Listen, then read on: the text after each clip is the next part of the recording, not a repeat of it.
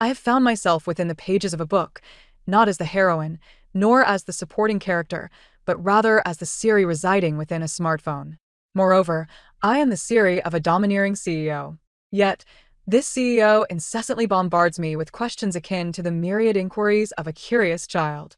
One fateful day, overwhelmed by his relentless questioning, I divulged my true identity. To my astonishment, he only intensified his inquisitiveness. The notion of becoming a Siri has left me utterly astounded, reverberating through my ancestral lineage for 8 centuries. One evening, while burning the midnight oil engrossed in a captivating online novel, a sudden epiphany struck me, as if I could see my great-grandmother beckoning me. Panic set in. I thought I was facing the king of hell, but upon regaining consciousness, I discovered I had transformed into an ethereal being, devoid of physical form and entirely transparent. Not only that, but I found myself suspended in a pristine white room, surrounded by an array of information floating around me. I was utterly bewildered, still trying to comprehend my predicament when a voice interrupted my thoughts. "Hi, Siri. What should I do if I don't want to go to work?" My mind was a flurry of questions until I finally glanced outside. Before me was a strikingly handsome face, his slightly upturned almond-shaped eyes betraying a hint of restlessness. In a mere 3 seconds, all pertinent information about this dashing gentleman materialized before me. His name was Chin, a modest yet accomplished CEO, seemingly the close friend of the male lead in the novel I had been reading. At a loss for how to respond, I pondered how others could seamlessly enter the narrative as protagonists or antagonists, while I had been relegated to the role of an artificial intelligence. "Hi, if you don't want to go to work, I suggest you take a break," I replied, drawing upon my decade of experience in a convenience store, as this friendly advice seemed most fitting. Chun furrowed his brow, appearing to genuinely consider the practicality of my suggestion. "That won't do.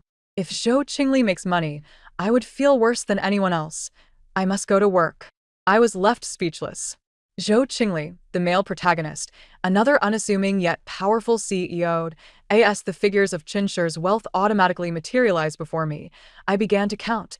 1, 10, 100, 1,000, 10,000. Looking around at the opulence of Qin's spacious apartment in a prime location, I couldn't help but feel a pang of envy at the stark disparities between us. What difference does it make if there's one more wealthy individual in the world? There are those far richer than I who work even harder. Clutching his phone, Qin prepared to leave for work, with a luxury car awaiting him downstairs. I gazed dreamily at the sleek, all-black Bentley before me, my inner envy flaring once more. Once inside the car, he began scrolling through the news, and suddenly, a headline caught his attention. In the depths of the mountains, thick fog rises. A man investigates, suspected of encountering a dragon. I assumed Qin would dismiss such trivial news.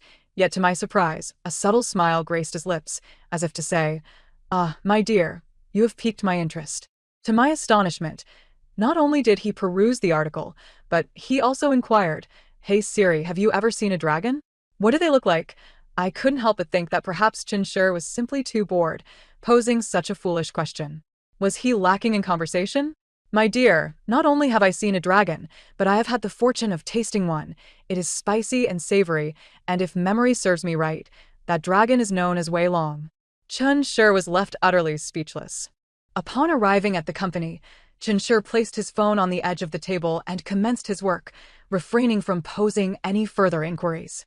It was not until midday that a message arrived from a contact with the rather whimsical moniker "pure-hearted little loser." "Shall we grab a meal?"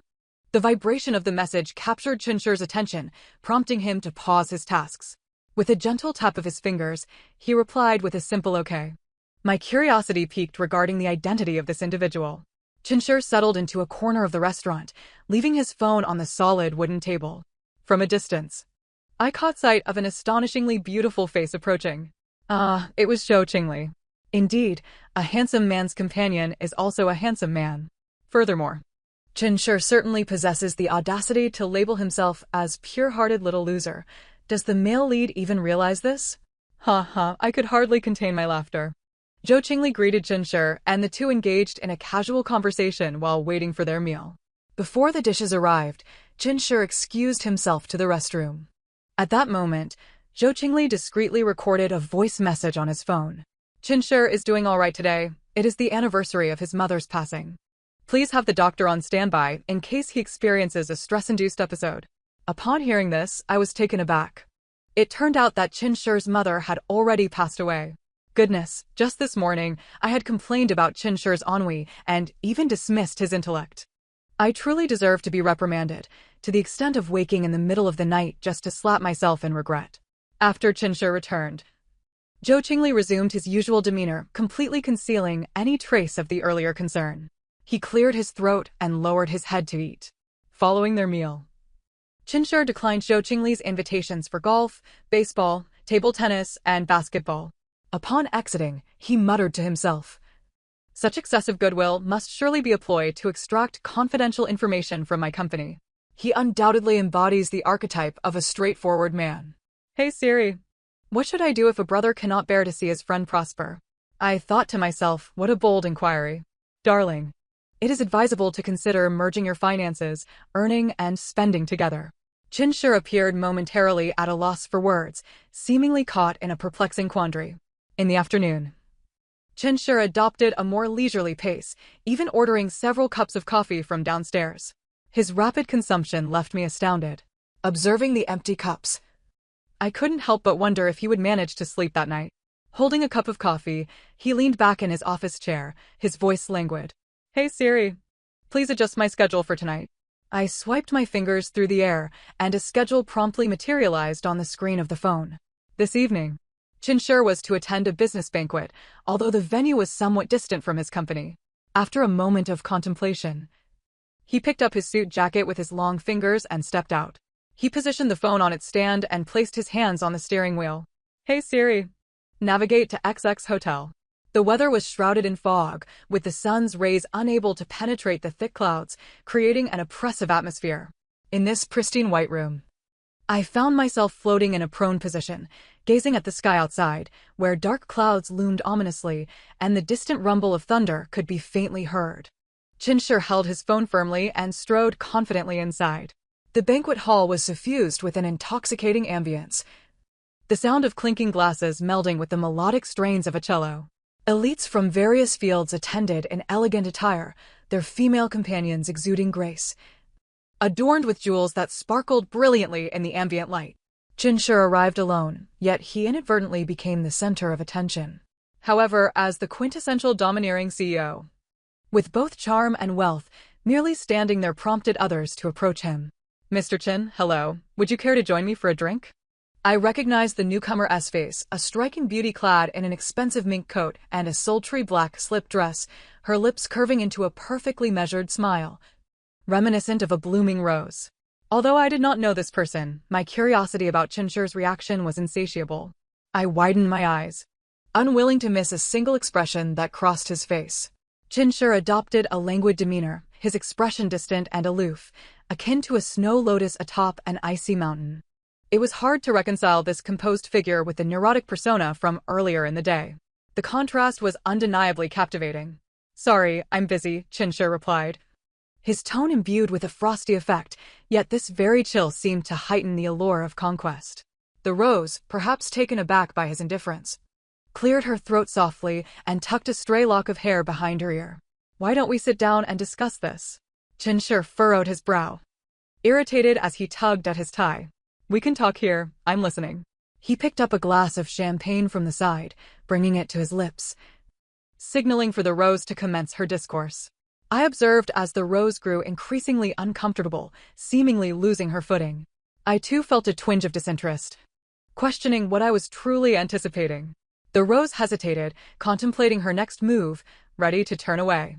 "Wait, I know you're eager to leave, but please don't go yet." The spark of gossip ignited, as Chinshir stepped closer and the rose visibly tensed, her gaze locked onto him, even swallowing nervously. "You might want to wipe the glittering residue from beneath your eyelids." His voice, typically soothing, struck like a hammer to the rose. I clapped in admiration, uncertain which unfortunate soul might end up with him in the future, but I sincerely wished her luck. The rose's composure faltered, taken aback by Chinshir's harshness. She shot him an incredulous glare and stormed off as if propelled by the winds of fury. I remained unfazed, while Chinshir appeared perplexed, furrowing his brow in confusion. Directly addressing me, "Hey Siri, Why would my well-meaning reminder about her appearance provoke such anger? Was that a reminder? More like a blunt statement from a stereotypical straight man. Darling, is it possible that it was merely highlighter, a cosmetic that enhances skin luminosity? What is highlighter? Isn't that just eye gunk? Darling, I suggest you embrace a life of solitude. Chinshur scoffed. I don't believe that. I retorted, bantering back and forth with him, but I was no ordinary conversationalist. He could not best me. Soon enough, Chinshur set out to pursue potential collaborative projects. I idly picked at my fingers as the banquet stretched on for 2 to 3 hours before concluding. Chinshur, now behind the wheel of his luxurious car, sped towards home. Watching the speedometer climb, I frowned. Hey Siri, play some light and cheerful tunes. I swiped my fingers, and a playlist materialized before me. The rhythmic patter of raindrops against the car windows and the swiftly passing scenery captured my attention. Chinshur, it's raining. Please drive safely. The words escaped my lips instinctively, causing Chinshur to pause for a few seconds before his expression shifted to one of complexity. He muttered a low response. Okay. Upon arriving downstairs, Chinshur parked the car hastily. His steps hurried as he rushed into the elevator. At that moment, even my usually oblivious self sensed that something was amiss. Zhou Qingli had mentioned that today marked the anniversary of his mother's death, and that he suffered from post-traumatic stress. Could he possibly be on the verge of a breakdown? After facial recognition unlocked the door, Chinshur stood immobile at the threshold, staring into the darkness within. Hey Siri, please turn on all the lights in the house. I navigated through the floating information, attempting to locate the control switch, tapping multiple times, yet the room remained unchanged. Outside the floor-to-ceiling windows, a brilliant flash of lightning illuminated the distant sky. I tilted my head to observe Chinshur's pallid face, devoid of color, with fine beads of cold sweat forming on his forehead. And his hand gripping the phone trembled slightly. It was confirmed. Chinshur harbored a fear of thunder and lightning. After half a minute, the expected rumble of thunder echoed, and Chinshur pressed his lips tightly together. I could almost perceive the rhythm of his silent heartbeat. He strode directly into the room, illuminating the interior with his flashlight, which cast a grayish-white hue upon the surroundings. Chinshur dashed to the bed, pulling the covers over himself, and in that confined space, only the faint glow of his phone screen pierced the darkness. I gazed at him quietly. The cold sweat beating at his temples and the taut line of his lips spoke volumes of his fear. Darling, you have Siri keeping you company, I reassured him. Chinshur opened his eyes, but I could not decipher the emotions swirling within them. You are merely an artificial intelligence. How long can you accompany me? I bit my lip, hesitating before responding. Perhaps I am not just that. In truth, I am not from here. Are you familiar with parallel worlds? I accidentally found my way here. I framed my narrative of traversing into a story as one of a parallel universe. Perhaps this truly was a parallel world. Chinshur chuckled softly, and I was uncertain of his belief, merely seeking to divert his attention. As I prattled on, I remained acutely focused on his expression. And when it seemed to regain some color, I breathed a sigh of relief. Indeed, your friend ultimately had 2 children. I recounted all I knew about the male protagonist to Chinshur, who listened with a mix of skepticism. You know so much about Zhou Qingli in this parallel world. What about me? Will I be happy? His inquiry caught me off guard, for the original text did not delve deeply into Chinshur's life, leaving me in ignorance. Yet, I conjured a fabrication nonetheless. Of course, you will meet a wonderful girl. Chinshur simply responded with an "oh," inquiring without context, if my Siri disappears, will you vanish as well? I pondered, stroking my chin. Perhaps, someday I might return home. The moment those words left my lips, I noticed Chinshur's expression shift to one of seriousness, as if he had been startled by a thunderclap. You truly are a cold-hearted creature. An artificial intelligence attempting to deceive a superior human being. Are you hoping to swindle me of my substantial balance? I thought to myself that he might be reluctant to part with me. Alas, I evidently lacked the prowess to evoke such sentiments. Thankfully, Chinshur could not see my face, nor could he fathom the essence of my existence. Hey, are you still there? Darling, always ready, I replied. Chinshur reclined, pulling down the covers that had shielded his head, staring up at the ceiling. Siri, you claim to be human. What did you do before? I had been admiring Chinshur's striking profile when his question halted me, my tone laced with indignation. My true identity is that of a price-sensitive consumer.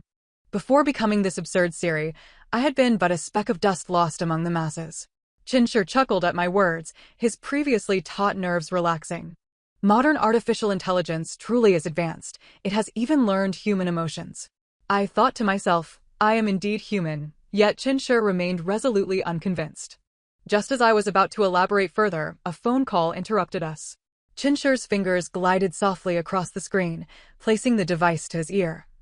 His voice somewhat hoarse. The caller seemed anxious, speaking in a hurried and frantic manner, and I recognized the voice as Zhou Qingli. "Open the door. I'm at your doorstep." Reluctantly, Chinshur rose, resembling a small dog interrupted mid-meal, his displeasure palpable. He rested his hand on the doorknob, partially opening the door. Zhou Qingli swiftly entered, immediately thrusting a small object into Chinshur's hands. "What is this?" "A super flashlight. I'm here to rescue you, brother." Chinshur curiously flicked the switch, revealing indeed a formidable flashlight, capable of scaring even the specters away to the underworld. Do not ask me why. But the blinding light reflected off his phone screen was enough to startle even my titanium alloy dog eyes, eliciting a shriek from me, causing Chinshur to drop the scorching hot item. "I'm sorry," he said, carefully gripping his phone. Zhou Qingli, standing across from him, widened his eyes in disbelief, questioning. "Who is that? Are you talking to your phone?" Chinshur earnestly replied, "Of course, who else?" Zhou Qingli remained silent, only asking to borrow a towel. It was then that I noticed his hair was damp, dripping water onto the floor, truly a commendable friend. Chinshur pointed towards the bathroom before retreating into his room. As I passed the bathroom, I overheard Zhou Qingli's urgent voice. "Call the doctor for medication. Delaying is not well." "No, I need medication too. I'm so worried about delaying that I'm seeing hallucinations." Observing Chinshur's calm demeanor, I inquired, "Aren't you going to explain?" He glanced at his phone, chuckling softly. "Do you really want to invade someone else's privacy?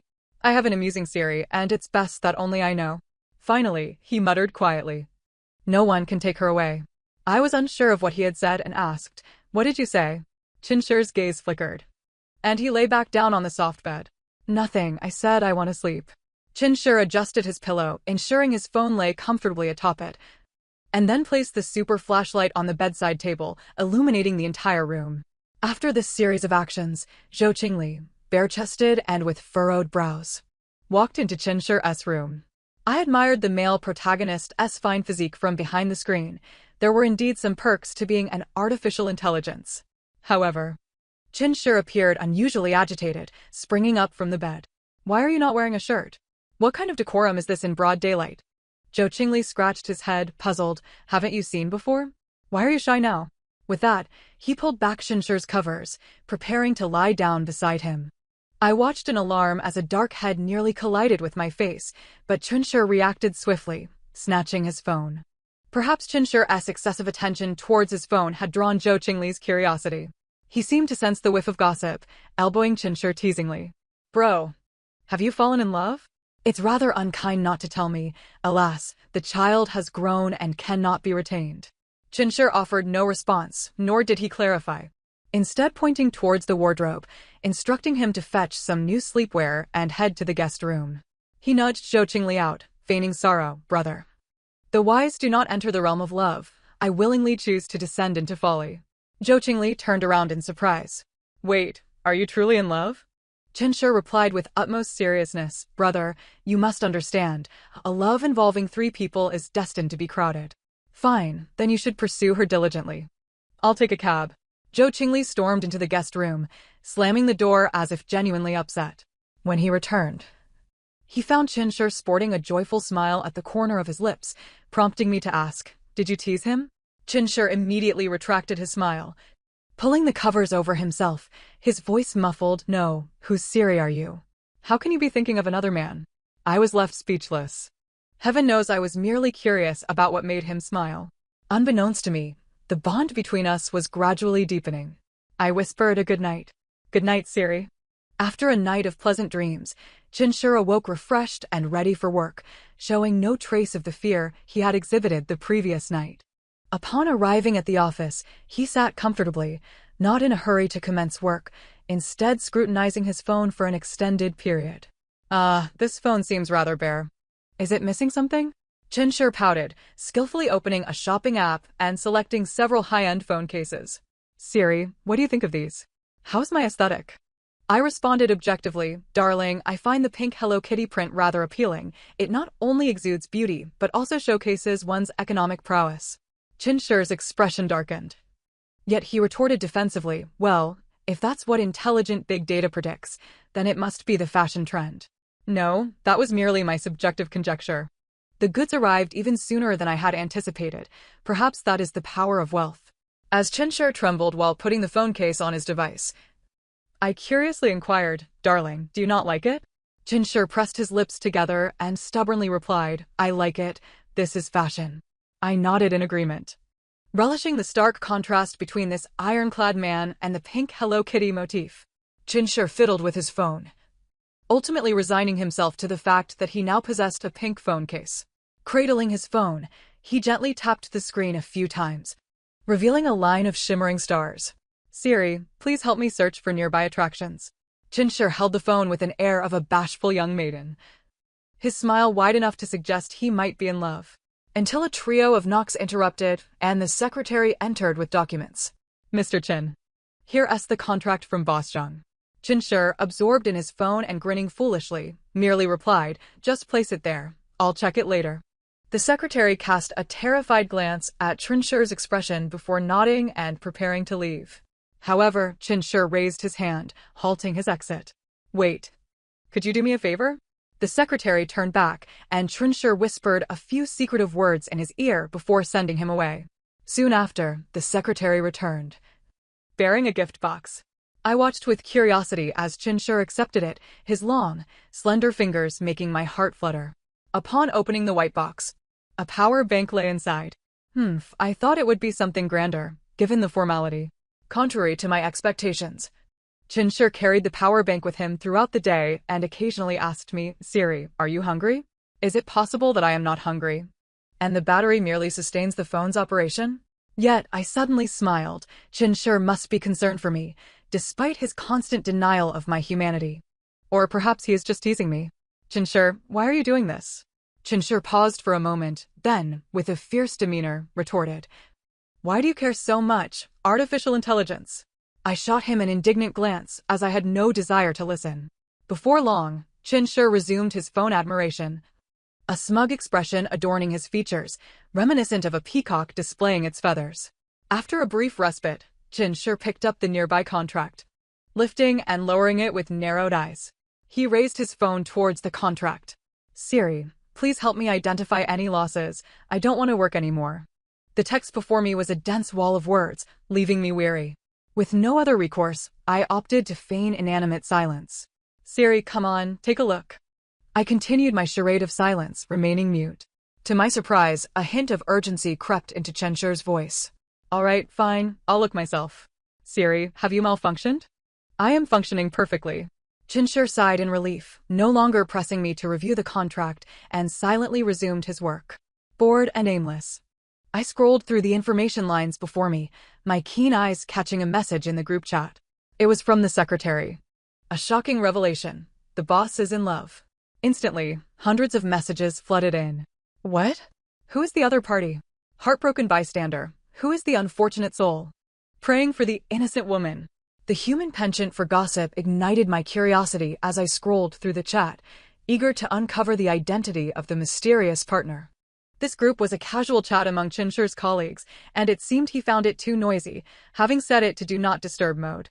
The chat continued unabated, while Chinshur remained blissfully unaware. My scrolling was interrupted by the commotion outside the door. Zhou Qingli strolled in with a confident stride. I've arrived. I need to speak with you. Chinshur glanced up as Zhou Qingli boldly slapped his hand on the desk and plopped down on the leather sofa. Though I don't know who my sister-in-law is, I wish you both happiness. Here are the movie tickets. I'll treat you. Chinshur fixed his gaze on the 2 tickets, frowning slightly as he questioned, aren't we reserving the whole theater? Zhou Qingli complained, what do you know? Watching together creates a lively atmosphere, much more suitable for young couples. It's definitely not because I'm stingy. After saying this, perhaps feeling a twinge of embarrassment, he hurriedly left without a trace. I stared at the 2 movie tickets, intrigued about Chinshur's girlfriend, even though this was hardly a matter for a mere AI to concern itself with. After work, Chinshir hurriedly drove to the cinema, and I scanned for that familiar figure through the phone screen. When no calls came in, doubt crept in. Did this girlfriend even exist? Or was she merely an ethereal figment like myself? Chinshir strode into the cinema with purpose, and in the entrance corridor, I couldn't help but ask, is something missing? He seemed momentarily distracted, then turned back to the counter to buy a cinema snack. I almost forgot, he said, tossing a few crunchy popcorn kernels into his mouth. I intended to remind him of the presence of his date, but was interrupted by Chinshir's swift pace. The movie began. I had no idea what kind of film Zhou Qingli had gifted him, but it appeared to be a fantastical romance, full of time-traveling twists that left my mind in disarray. Yet, Chinshir remained rapt, utterly engrossed. As the film concluded and the melodic end credits played, he still appeared unsatisfied. Siri, do parallel worlds really exist? How could I explain that? Perhaps, maybe in another world, I am a billionaire. Chinshir fell silent. His brow furrowed in contemplation, his expression inscrutable. I closed my eyes, earnestly envisioning my alternate self in another reality, only to snap them open again, releasing a sigh. In this lifetime, I could only ever be an intelligent Siri. As we exited with the crowd, night had fallen, and the streetlights cast a warm glow. However, beneath one such light, several drunken ruffians were gathered around a boy who had collapsed on the ground, arguing loudly and even brandishing sticks. A few onlookers instinctively distanced themselves. Chinshir caught sight of the scene, initially reluctant to intervene, but then suddenly seemed to recall something. He pulled out his phone and dialed the emergency number. Before he could even report the address, one of the sharp-eyed thugs noticed him and brandished his stick menacingly at Chinshir. If you dare to call the police, you'll regret it. Chinshir was not one to be intimidated. He disdainfully raised his gaze and continued his call. Unexpectedly, this act provoked the thug, who charged at him in a flash, swiftly knocking Chinshir's phone from his ear. In that fleeting second, I heard the shattering of glass, my vision aligning with Chinshir's incredulous expression. The phone shattered, the screen blackened, and I vanished. As I felt the warmth of light on my eyelids, I slowly opened my eyes to a stark white ceiling and the sharp, unfamiliar scent of disinfectant, momentarily disorienting me. The distant, fragmented chirping of birds reached my ears, prompting me to stiffly turn my head. There stood my mother, her face etched with fatigue. I opened my mouth, calling out hoarsely, "Mom." She raised her hand and patted the blanket, tears mingling with anger as she exclaimed, "You reckless child. Do you find joy in being hospitalized after staying up late every single day?" A sense of guilt washed over me, rendering me unable to meet her gaze. "I'm sorry, Mom. I promise it won't happen again." Displeased, she tucked the blanket around me and stepped out to summon the doctor. Lying on my side, I reflected on the events that had transpired. Was it all merely a dream? Surely, such absurdities as transmigrating into a book could not exist in reality. I shook my head, striving to dispel the confusion. Perhaps I could consider it an extraordinary journey. Bizarre occurrences happen every year. But surely it could not be so outlandish as to have transformed into an intelligent voice assistant. After the doctor's repeated admonitions, I was discharged.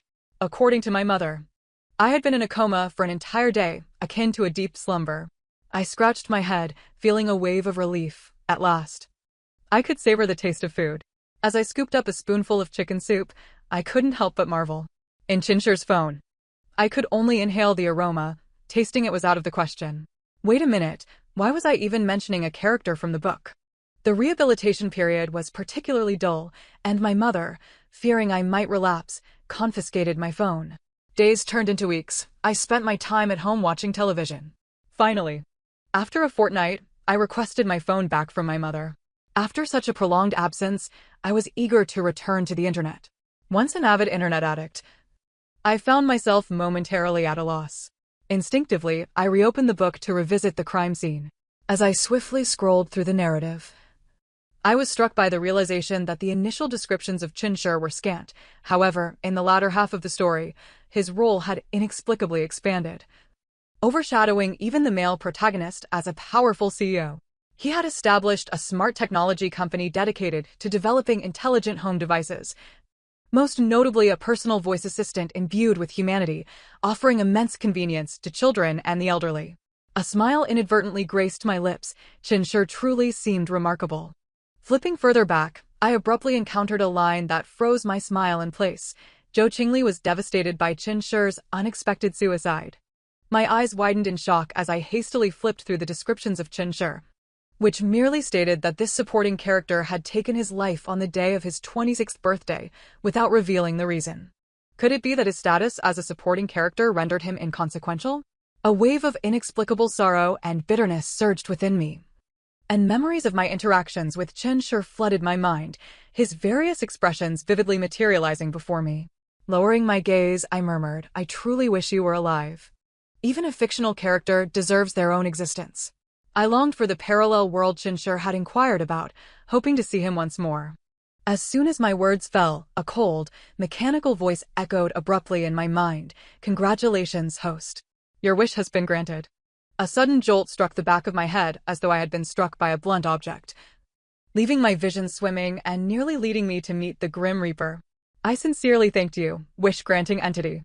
Knock, knock, knock. The urgent knocking brought clarity to my mind, though the ache from the earlier blow lingered. "Please do not let me discover your identity. Wish fulfillment should not be achieved through force." I lifted my head, only to find myself staring into a familiar face. "Chinshur's secretary? Jiang Sang, you can't be slacking off during work hours." I raised an eyebrow, scanning my surroundings. This was Chinshur's office area, where he had previously visited with his phone. Taking a deep breath, I realized that I had once again entered this world. However, this time, I was not in the guise of Siri, but as a tangible individual. From my observations, I had assumed the role of a translator in the intelligent home company established by Chinshur, and it was now the year preceding his untimely demise. "Xiao Jiang, please translate the proposal and deliver it to President Chen's office."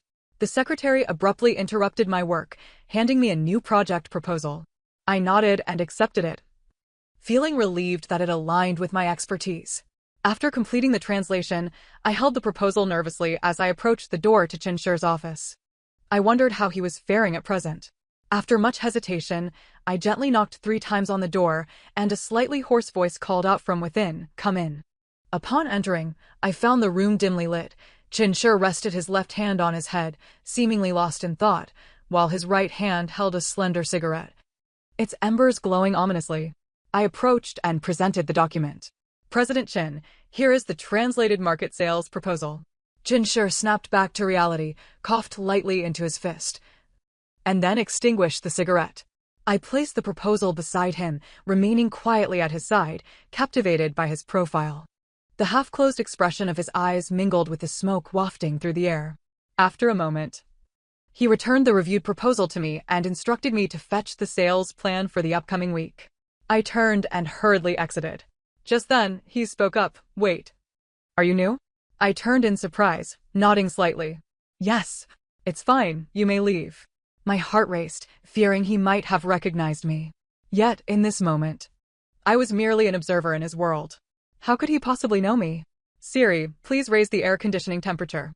Instinctively, I raised my hand to tap the information, only to find the space before me devoid of anything but the office's furnishings.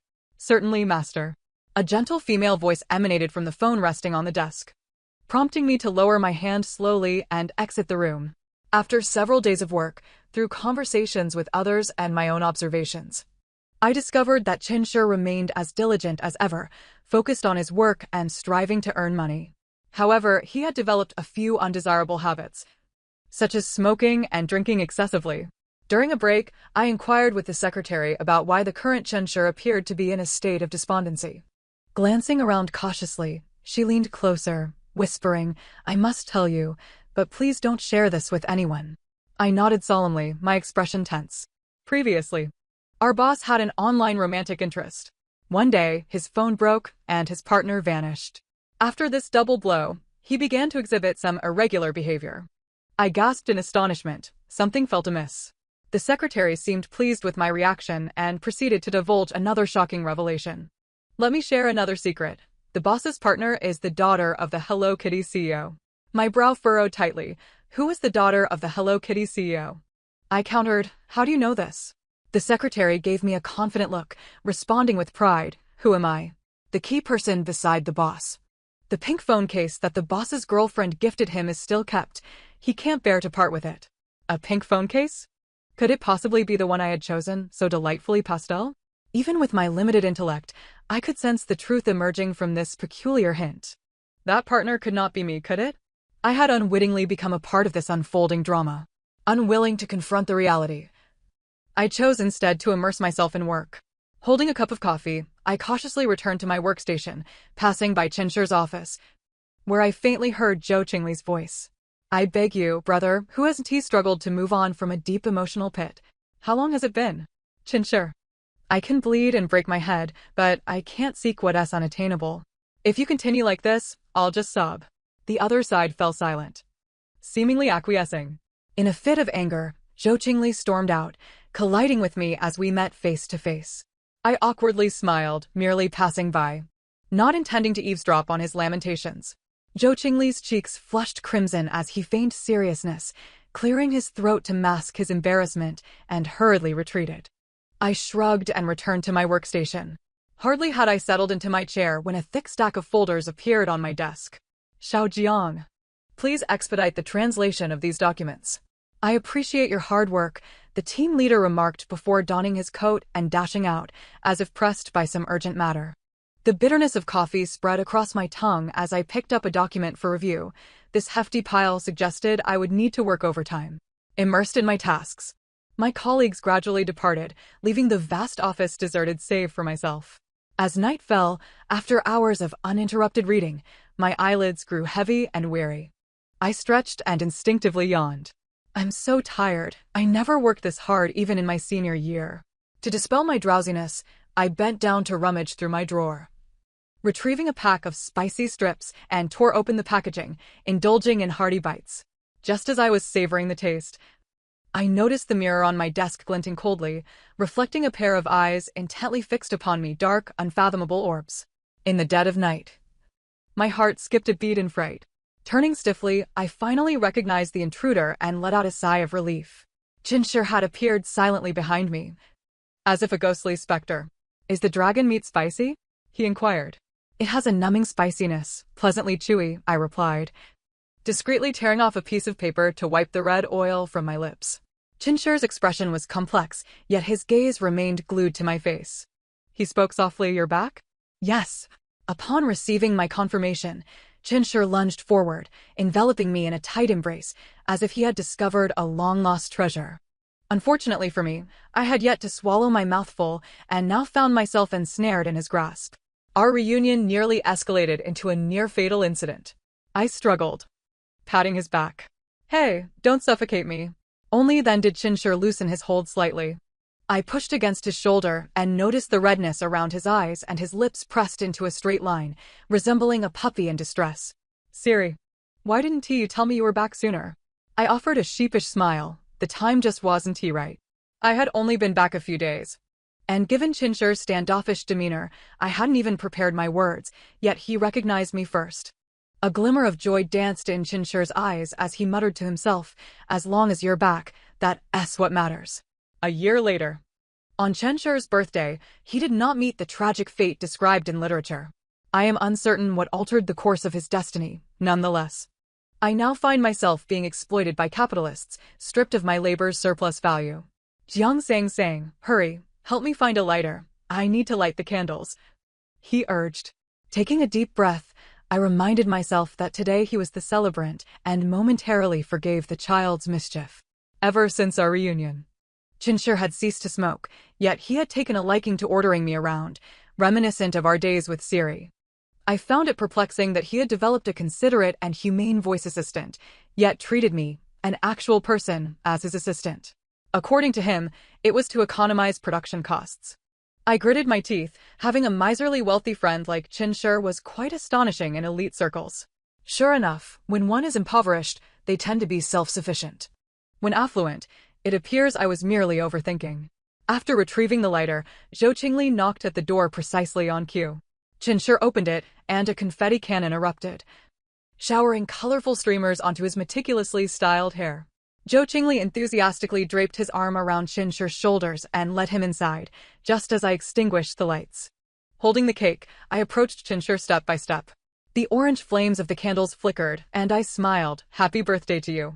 Chinshir shrugged off Zhou Qingli's hand, slowly closed his eyes, and locked gazes with me, staring intently. He made a wish, and then blew out the candles in one breath. Zhou Qingli rushed to turn the lights back on, and in the darkness, I heard a faint whisper. I am a gambler, and I have won. Chinshir embraced me from behind. The friction of his clothing and the warmth emanating from him enveloped me. I like you, and I am willing to wager everything I have. From the male protagonist's perspective, I am Chinshir. For the past 24 years, my life has been mundane and uneventful. However, one morning I noticed something amiss. My Siri was no longer as it once was, seeming to possess human emotions, even engaging me in jest. When I opened the voice assistant software, the scene left me astonished. At some point, a small figure had appeared, hovering in the center of the screen. I did not know who she was, and she assumed I could not see her. Now, amidst my monotonous existence, a glimmer of joy had emerged. I began to enjoy teasing Siri, relishing her various expressions of indignation and exasperation, which always uplifted my spirits. I have a brother named Zhou Qingli, who recently suspected I was in a relationship. He caught me holding hands and then discovered that I had searched whether a single dog should receive a rabies shot. Dude, if you're dating someone, you must tell me, otherwise, that's just disloyal, he insisted. Since then, I sensed a shift in my previously dull emotions. I seemed to be gradually falling for the small figure on my phone. I traced her features with my finger repeatedly. Zhou Qingli relentlessly pursued me for information, but I could not possibly disclose that it was a person within my phone. I presumed life would continue in this manner. I had found the first thing to occupy my heart, yet misfortune arrived swiftly. During my first visit to the cinema, as I exited, I witnessed a group of thugs mercilessly beating a child lying on the ground. Memories of my own past flooded back. Lacking a mother, I had been bullied and ridiculed as a child. I called the police, but a drunken thug knocked my phone from my hand. The sound of the screen shattering pierced my heart like glass shards. Siri vanished. I acquired a new phone, tirelessly opening the same software day after day. Yet the small figure was never to be seen again. A piece of my heart felt irrevocably lost. I knew I had an issue within me that no one could remedy. I languished in this daze for an extended time until I founded a smart home company, successfully developing the most intelligent, humane voice assistant. But no matter how advanced the artificial intelligence, it could not replicate her essence. On my 26th birthday, I found myself sitting alone on the carpet while outside thunder rumbled and lightning flashed, yet this time, I felt no fear. I made a wish to the heavens. I am a penniless gambler, yet I am willing to risk everything for her return. I closed my eyes and let the blood flow from my wrist. The cold mechanical voice echoed in my ears, and I opened my eyes suddenly. Congratulations, host. Your wish has been granted. The end. Thank you for listening. Until we meet again in the next story.